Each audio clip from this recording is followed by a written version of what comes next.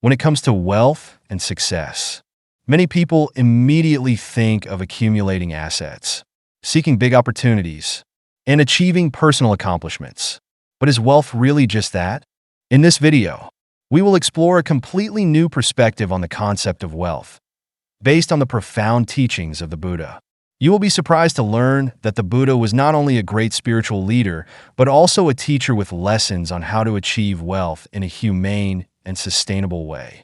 Get ready to join me in discovering the wealth-building secrets from the Buddha, through timeless lessons and how we can apply them in today's modern life. First, the Buddha is not a deity who grants blessings or inflicts misfortunes. I would like to share my understanding and personal experience. If there is anything incorrect or not quite right, please forgive me and overlook it.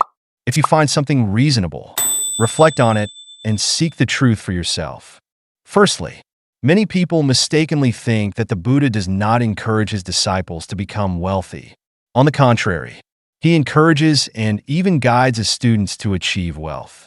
I know some of you think this way because many of you misunderstand the Buddha and completely misinterpret Buddhism. Many of you believe that Buddhism is a belief system and that the Buddha is a deity, akin to God, or a spirit, or a saint. Thus, you engage in superstitions, going to temples to worship and pray for various things. Meanwhile, Buddhism is a path of wisdom, and the Buddha is an enlightened being, a teacher of both the heavenly and human realms. The Buddha is not a deity who grants blessings or inflicts misfortunes. Please remember the history of the Buddha. He was a real person. He had a wife, children, and wealth. He lived like us and experienced all kinds of sensual pleasures. Later, he renounced worldly life to seek enlightenment. That is, to find the path to escape suffering. And he found it. Second, it is a mistake to think that being a Buddhist means living in asceticism. You are mistaken if you think that being a Buddhist means living in asceticism, having to endure, and torturing oneself. That is completely wrong. The Buddha teaches us to practice the middle way, which means to avoid excessive sensual pleasures and to also steer clear of self-torture, suffering, and damaging this precious body. You misunderstand because you may not have had the opportunity to read the original teachings in the Pali Canon, specifically the Nikayas, which contain the Buddha's foundational teachings. Years ago, like many of you now, I only read the Amitabha Sutra, which is for those who wish to die and be reborn in the pure land of Amitabha Buddha. Then I read the Ksitigarbha Sutra, to save those who are in hell. I read the Avalokiteshvara Sutra, to pray for the Bodhisattva Avalokiteshvara to come and rescue from suffering.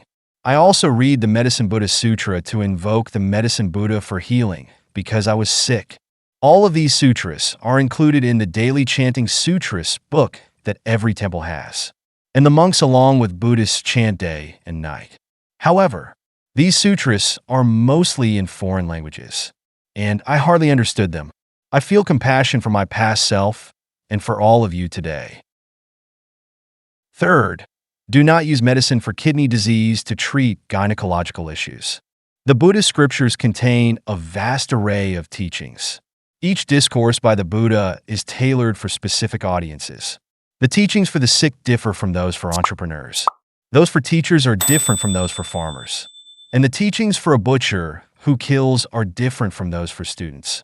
Just like a doctor prescribes different medications for a heart patient than for an eye patient, and different medications for a stomach patient than for a skin patient, a kidney patient should not receive treatment for a gynecological infection. If the Buddha's teachings on motherhood or prenatal education are applied to a king or a CEO, it would not be appropriate. It's like giving a prescription for a liver cancer patient to a gynecological patient. There are many sutras where the Buddha teaches about becoming wealthy, earning money, spending money, distributing wealth, leadership, having vision, and management. As entrepreneurs, we should seek out these teachings to read. We do not need, or should not need, to read the well-known and popular scriptures found in the daily chanting sutras that every temple possesses. As I mentioned earlier, these kinds of scriptures are mainly for the elderly, the sick, those nearing death, Reading and chanting these may lead to more discouragement, negativity, and self-suggestions of unfavorable thoughts. Reading without understanding is the way of those who lack wisdom. Yet Buddhism is a path meant for the wise. Fourth, successful and unsuccessful entrepreneurs. The Buddha's explanation. To illustrate, let's read an excerpt from a sutra. It goes something like this. At that time, the Buddha was in Kosambi, in Gazada's grove. One of his disciples, Sariputta, came to pay respects and asked what causes and conditions lead some people to fail in business and not achieve their desires, while others succeed beyond their expectations. The Buddha replied that there are individuals who come to a monk and promise help but do not deliver as promised. After they die and are reborn, whatever they do in business will result in failure and will not meet their desires. Conversely, if someone encounters monks, promises assistance, and follows through, then after they pass away, whatever business they pursue will be successful as desired. Furthermore, there are individuals who come to monks, promise help, and actually give more than they pledged. After they die and are reborn, whatever they pursue in business will lead to success beyond expectations. Do you see? The Buddha teaches us that if we want to be wealthy, we must keep our promises. If we, as entrepreneurs or those earning money, promise 10 and deliver 11 or 12, then we will become very wealthy, exceeding our expectations. Who says the Buddha does not teach about becoming wealthy? I have read and applied these teachings of the Buddha very well over the past decades. The Buddha teaches us to cultivate merit. Giving, donating, gifting, supporting, and helping others is the secret to wealth. Truly wealthy individuals are not only talented, but are also kind-hearted, virtuous, and possess merit.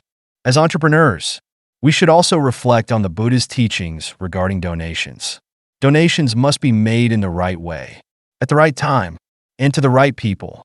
The method of giving is even more important than the act of giving itself. Donating to 1,000 people is often not as beneficial as donating to a wise teacher or an enlightened being. Giving to 100 ordinary people may not equal giving a bowl of rice to someone on the brink of starvation or an urgent medicine to a patient in desperate need. I have witnessed and experienced much in this regard, and I will write about it in a separate piece. Fifth, what should one avoid for sustainable business success? Moreover, the Buddha teaches about the types of businesses that entrepreneurs should avoid. These recommendations are clearly stated in the Anguttara Nikaya. There, do not trade in weapons. Do not engage in human trafficking. Do not sell meat. Do not sell alcohol. And do not sell poisons. If one desires lasting wealth and everlasting happiness, one must definitely steer clear of these 5 types of businesses. A wise person possesses right understanding. With right understanding, one can discern right from wrong. Knowing what is right and wrong, one would never foolishly engage in prohibited actions. It's like knowing that this liquid is poison. A wise person would never drink it. If one knows it is wrong, bad, or forbidden, but still chooses to act, that person lacks wisdom and is in a state of ignorance. We should not blame them. The fault does not lie with them. The fault is the ignorance that fills their body and mind. Those who deliberately engage in harmful businesses are truly greedy. Greed that is blind and ignorant. I have read and applied these teachings of the Buddha very well over the past decades. Sixth, 5 reasons to build wealth. Let's read another sutra. In summary, at one time, the Buddha was residing in Savatthi, at the garden of the wealthy and generous businessman Anathapindika, known as the Kapila Dak. Anathapindika approached the Buddha, paid his respects, and sat down beside him. The Buddha spoke to businessman Anathapindika about 5 reasons to build wealth. First, wealth that is gained through diligent effort, earned by the strength of one's own hands, and obtained through legal means leads to personal peace and happiness. This effort brings peace and happiness to parents, spouses, servants, and employees. The Buddha's disciple who earns wealth through diligent effort brings peace and happiness to friends and loved ones. This is the second reason to build wealth. The Buddha's disciple who earns wealth through diligent effort will be protected from calamities that might leave them destitute, keeping their wealth secure. This is the third reason to build wealth. The Buddha's disciple who earns wealth through diligent effort can offer donations to relatives, guests, to the spirits of the deceased, to kings, and to deities. This is the fourth reason to build wealth. The Buddha's disciple who earns wealth through diligent effort can organize donations to monks and Brahmins. This supreme act of giving leads to immeasurable blessings in the human and celestial realms. This is the fifth reason to build wealth. So you see, who says the Buddha does not guide ways to become wealthy and does not teach reasons for building wealth to his disciples and entrepreneurs in general? I have read and applied these teachings of the Buddha very well over the past decades. Earning money and building wealth as the Buddha taught not only benefits oneself, but also helps many others. The beneficiaries of wealth should be both the entrepreneur and society, not only in material terms, but also spiritually. I believe simply, one can only give to others what one possesses. One cannot give anyone something one does not have. To help the poor, one must have money. To teach and share, one must have knowledge and experience. To bring joy and happiness to others, one must first be happy. Earning money to help the poor is absolutely right. Building wealth according to the Buddha's teachings, moreover, brings joy to countless others. If we have money, we help the poor and needy. Then many people, from our own family to relatives, neighbors, and society, will be happy. Seventh, don't blame the faucet for bedwetting. Honestly, I am not writing this article for the general public, but specifically for entrepreneurs and those who want to get rich, becoming wealthy for oneself, for society, and to help others. Wealthy individuals and entrepreneurs are wise people. There are two types of entrepreneurs: those who rise through trade and those who ascend through systematically acquired knowledge.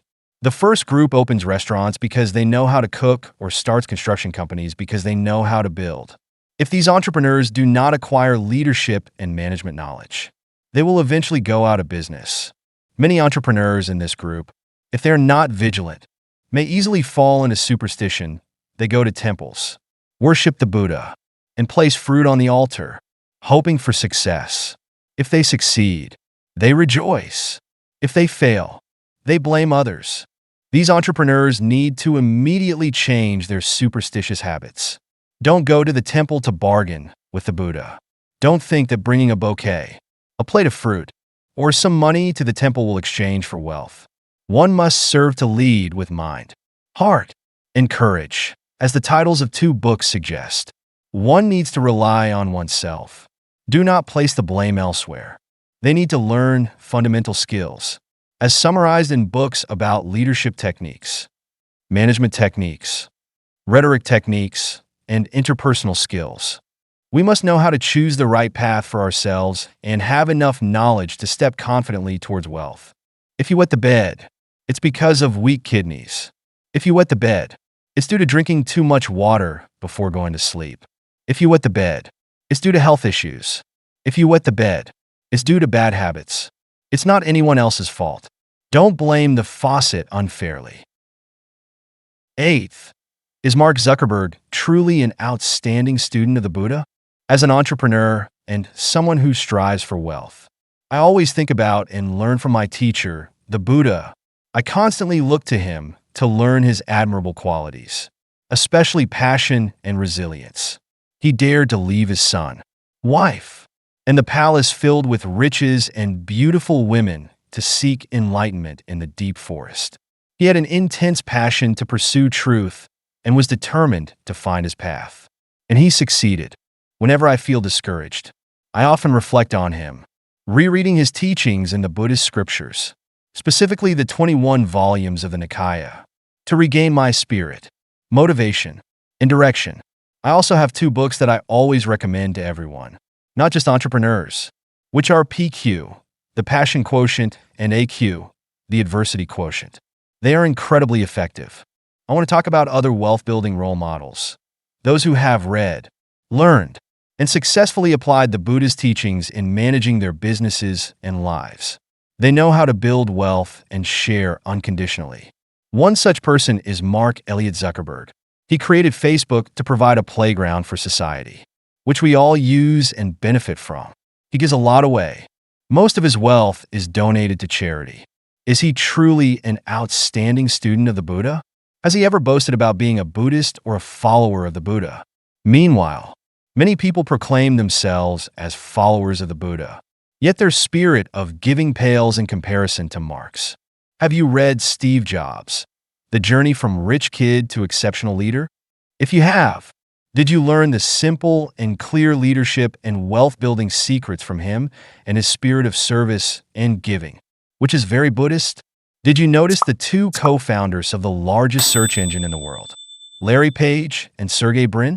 They didn't create Google solely for the purpose of making money, but to satisfy their passion and provide the world with a great tool. A remarkable asset. You must think about the community to achieve such success. Have they learned how to build wealth from the Buddha, even though no one has seen them claim to be Buddhists? And what about you? How many free services have you provided to society since the day you were born?